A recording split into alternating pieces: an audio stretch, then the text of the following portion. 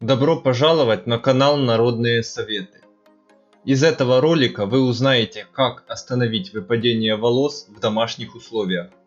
Но для начала я призываю всех желающих подписаться на канал. Видео выходят каждый день, и вы сможете улучшить свои знания о народной медицине.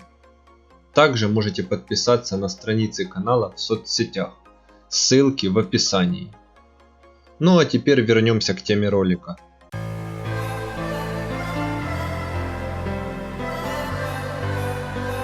Люди во все времена придавали большое значение уходу за волосами. Многие древние рецепты передаются из поколения в поколение и продолжают активно применяться в наши дни. Основой народных рецептов, как правило, являются целебные растения. Рецепт номер 1. 4 столовых ложки листьев березы заливают 300 мл кипящей воды и настаивают 2 часа. Процеживают и настой втирают в кожу после каждого мытья волос. Рецепт номер 2.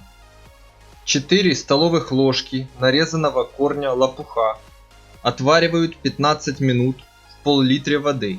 Процеживают. Втирают в кожу головы 2-3 раза в неделю в течение 2 месяцев. Рецепт номер 3. 2 столовых ложки хвои, молодых побегов, плодов можжевельника измельчить и залить 400 мл кипятка. Рекомендуется втирать в кожу головы 1,5-2 месяца. Рецепт номер 4.